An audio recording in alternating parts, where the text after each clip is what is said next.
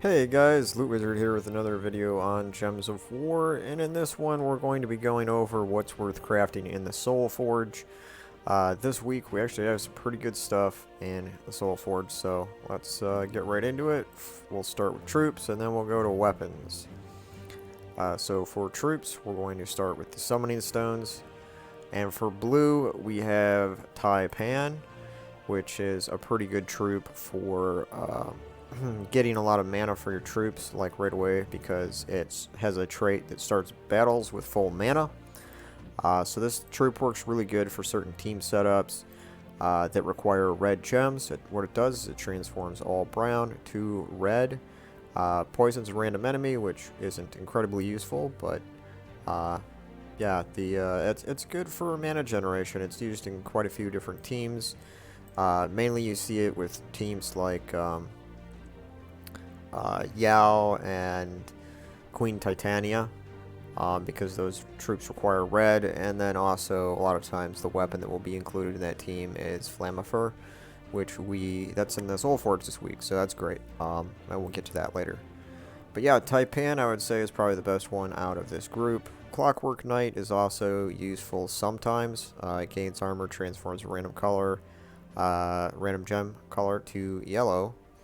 Also reduces damage by skulls by 50% if you have that final trait unlocked.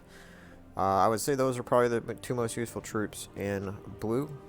Moving on to green, we have Apothecary, which is a great troop for several different skull teams, and what she does is transform a selected mana color to brown and then cleanses all allies. She also has some pretty good defensive traits here. The last one, when unlocked, it grants immunity to stun, poison, disease, death mark, and devour. So Apothecary is a pretty good troop if you don't have her yet, and you do have some jewels to spare for green. She's definitely one to go for there. Red, we don't have a whole lot of great stuff for red. Yeah, I wouldn't recommend trying to get anything in red. Yellow. Yeah, we actually have a couple of good ones here in, what was this color, yellow? Yeah, in yellow we have a few good ones. The Satyr Musician is actually a pretty good troop. I don't see a lot of people use it, but I use it in a couple of different teams, especially for Guild Wars, because what it does is it deals damage to the two first enemies, and then it steals 2 magic, and then it silences them. Now, silence is one of the most powerful effects you can put on the enemy troop. Stopping it from casting, gaining more mana is pretty powerful, and a lot of times the hero with the weapon will be in the top spot, so what this troop does is essentially silences the hero in most cases. And it has a pretty cheap mana cost, and again it's a wild folk troop, and there's a lot of ways that you can boost wild folk troops. You can either have to start with 50% mana with the legendary card that is wild folk. Also there's a class, the Bard, that is also a wild folk, and it grants 1 to all stats every single turn for yellow troops, and as you can see this does have yellow in it. So Satyr Musician is a pretty good troop. And then we have Lord Ironbeard, which is also a pretty powerful troop, but there's a catch to it. It only does triple damage if the enemy that you hit with it is using red mana. So instead of doing 31 damage, it will do like 93 damage, which is really high. And it only has 12 mana. So there is a legendary dwarf troop that allows dwarves to start with half mana, so that could be cut in half to 6 starting out. So yeah, this is a pretty good troop. I use it in a lot of different dwarf teams, especially for Guild Wars sometimes. It's really good if you know that the enemy is going to be using red, and you can hit them hard with this troop for that 90 damage. Okay, another troop that's pretty good is Goblin Rocket. Now you may already have this one because it's not purple, it's blue, but if you don't for some reason, what it does is explodes a gem, deals 20 light splash damage to a random enemy, and then gain an extra turn. Now that extra turn comes in handy a lot because it also explodes, which means it's going to probably get itself a little bit more mana and possibly create a cascade on the board that will allow it to fill up mostly, or if not all. Now, the other important thing about it is that it has a trait right at the top, the first trait, which allows it to gain bonus red mana from red gem matches. Now, it does take red mana, so you will be gaining a bonus if you have that unlocked, which just makes it easier to fill this troop up. So those three, and then I would say Valkyrie, if you don't have her for some reason, absolutely a necessity, especially when you're trying to get souls. Not only is it very useful in battles by transforming a selected mana color to blue, every time you do that, it will gain a certain amount of souls. It also, in the traits, it does have gain bonus to blue mana, which is a bonus to the color that it changes to here in its ability. So that's pretty useful. It has a low mana cost of 10. And so those are the main troops I would say that are best in this day. The Parrot is a bounty troop, as you can see here in the traits, but it does also, it is also a pretty good troop sometimes in a PvP battle. Not only does it do damage, but it also silences them, and then there's a 50% chance to silence adjacent enemies. So I would say, you know, and the thing is, you can't craft individual cards here in the summoning stones. You're going to select how many you want to, see right here it says 1, so you can go 2, 3, and it ups the cost of jewels and souls. But when you craft, it's going to craft that number randomly of the selected cards in here. So you might get, you know, just a random amount of different cards here based on the number that you select. So yeah, you have 1 in 8 odds of getting any one of these, I think. But yeah, there's quite a few good ones in yellow today, so, or this week. So I would say some of those are definitely going for it if you don't have them. Now in purple, we have one card here that I think is an absolute necessity for any kind of team, which is the Leprechaun. When fully traded, this thing starts with full mana. It has a bonus to green mana, and what it does is it explodes green gems boosted by your gold, and then you gain 20 gold. And the ratio is 10 to 1, so you will be exploding 1 more green gem for every 10 gold. So which means after you cast it the first time, you're going to be exploding 2 more green gems the next time it fills up. So instead of exploding 9, for me, I would then explode 11 green gems, if there's that many on the board. Now, what makes this troop so awesome is that it can start with full mana, and then it can potentially explode the entire board right from the beginning of your match. I use this troop all the time in lots of different teams, because it allows those teams to get mana quicker right away in the start of a battle. Very useful for a lot of different setups. So that's probably the best troop in this color here. The Siren troop is pretty good too early on, but again, it's only a green rarity. You should get that pretty easily in gold keys.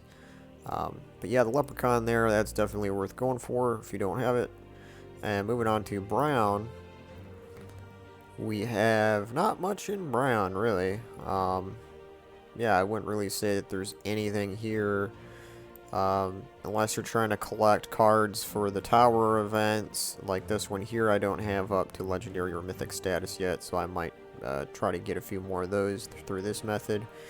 But, yeah, there really isn't too many troops there for Brown Day. So, moving on to legendary troops that are in the Forge. I really don't think any of these legendaries are worth the 800 diamonds. Most legendaries aren't worth the 800 diamonds. You're better off saving them for a mythic troop. So, yeah. If you were going to craft one of these troops, though, I don't recommend it, but if you were going to, I would probably say Holy Saint Astra is a great choice. Keelan is pretty powerful, but only when you combine it with a few other key legendary troops that have the ability to transform color gems into skulls like the Divine Ishbala goes well with Keelan. But Holy Saint Astra can go really well with pretty much any team, but mostly for human teams, because what she does is give life and armor to all allies, and then creates the Lightstorm, and then enchants all humans. It also allows all humans to start a battle with 50% mana. So, moving on to Mythic troops, we have a few different troops here, but there's nothing that I would say is absolutely craft-worthy except for Phoenicia. Now, I do have to say that Phoenicia is one of my favorite troops, Mythic troops.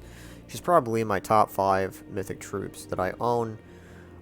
She's very versatile and powerful.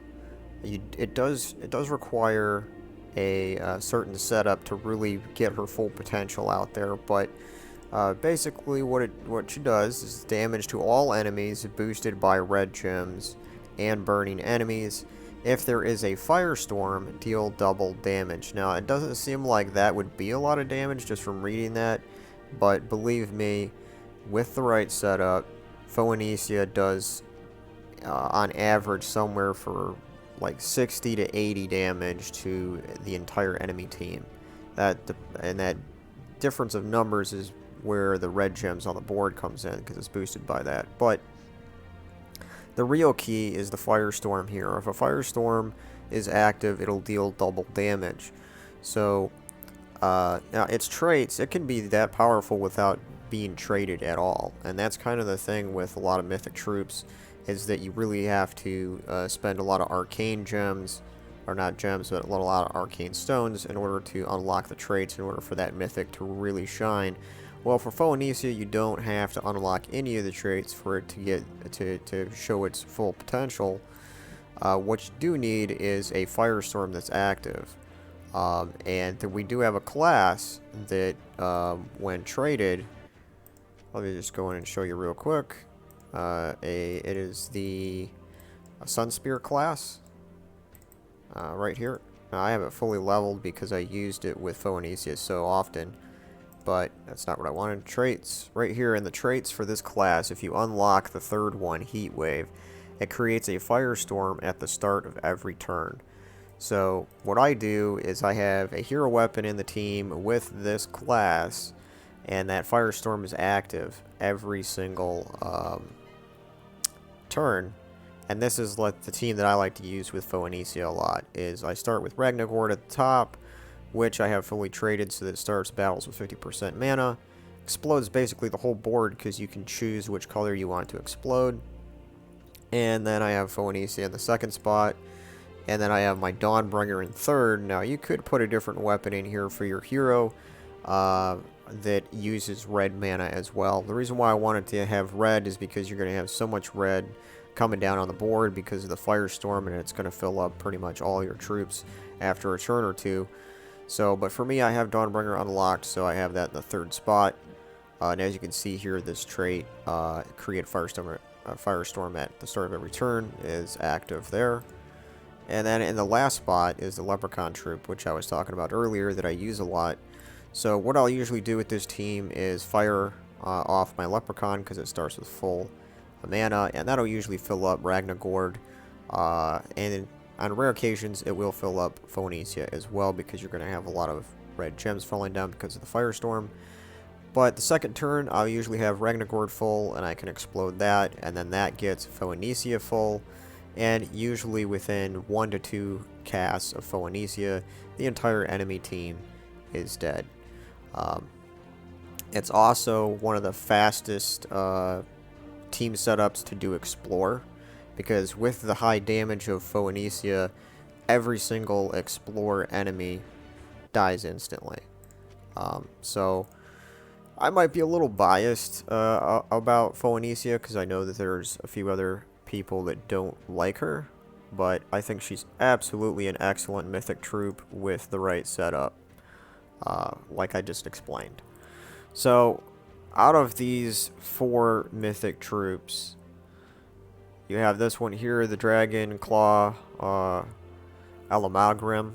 I'm not sure if that's how you say it, but this one's actually pretty good as well, but I wouldn't use that over Phoenicia at all. Scorpius is pretty good, but it requires a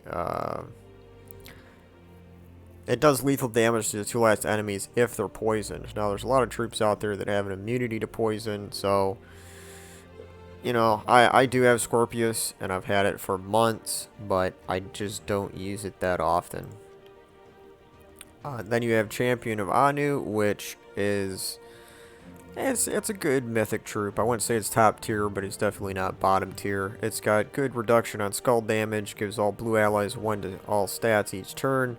It silences, stuns, and drains all mana, and then deals damage, potentially to all enemies. So, I would say Champion of Anu is pretty good too. But my favorite out of the 4 is definitely Phoenicia. Alright, so let's move on to weapons here. Now this is really great because now they're starting to put more weapons each week in the Soulforge. And a lot of these weapons correspond to the kingdoms. So this week we have the Broken Spire Kingdom, and one of the main weapons for that kingdom is Flammifer. Now Flammifer is a weapon that I missed out on. I didn't realize how powerful it was going to be, and I missed it during the event a while way back, and I regretted it ever since. Now what's great here is that you can actually craft this weapon in the forge this week. It does cost 300 diamonds, and of course some jewels, and then 15,000 souls, 3 celestial trait stones. But is this weapon worth it? Absolutely, it is worth it. This is one of the best red gem mana creation weapons that is in the game. So what it does is it creates 10 red gems, and then it deals 25 damage to an enemy boosted by red gems. Now, creating 10 red gems is quite a lot. Most other weapons that create red gems will create somewhere between like 6 and 8. So creating 10 red gems is great because there's chances are there's going to be some red gems already on the board. And the 10 gems that it creates, it's just going to give you more odds to connect a 4 match of red and give yourself an extra turn. Now this weapon is used a lot in these teams. I do have a team set up now with it.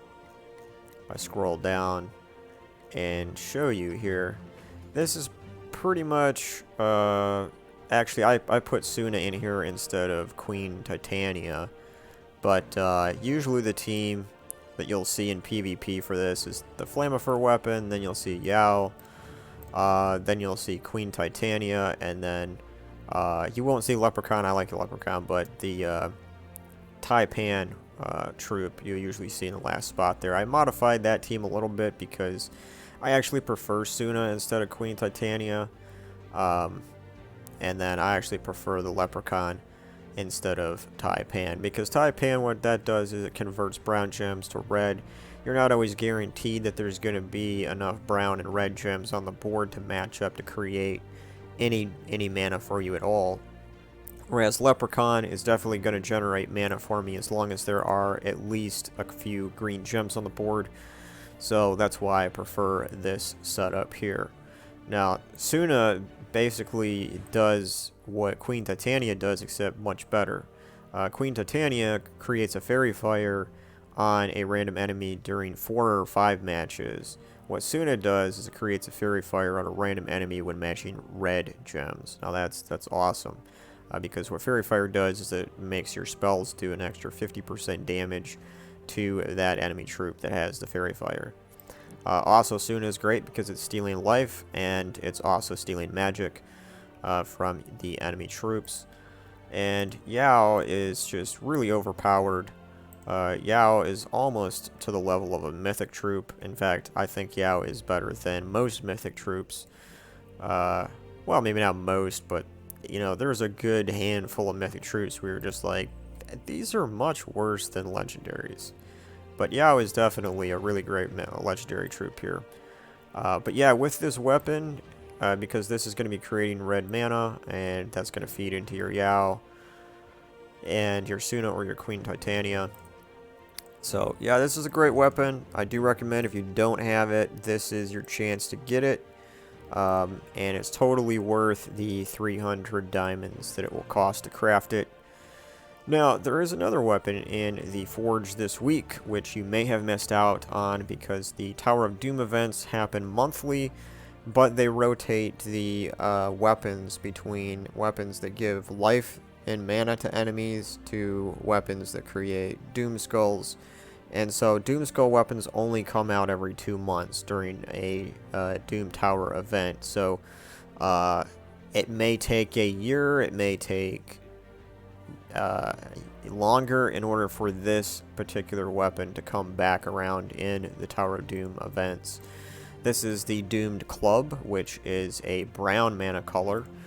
What it does is it deals damage to all enemies, and it has a +1 per tempering level. So I have it at 10 plus, which is the maximum. So this will actually do 36 damage to all enemies.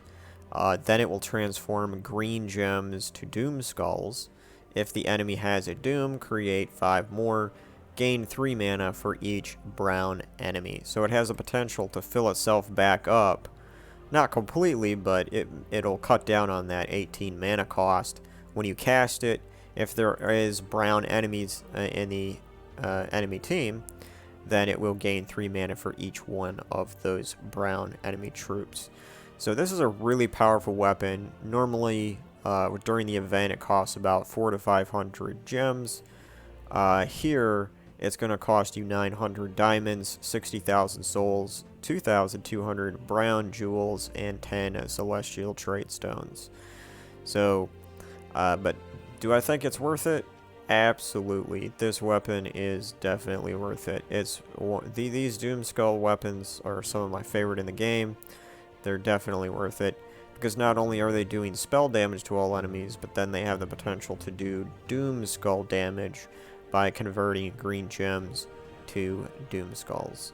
So it's definitely a great weapon to have if you missed out on this weapon and you want to get it. I would recommend getting that. It is a little high on the cost with 60,000 souls and 2,200 jewels there, but if you do have them to spare, it's worth it. Flamifer is definitely worth it as well. Now, as far as if you don't have enough to buy both of these, which one should you get?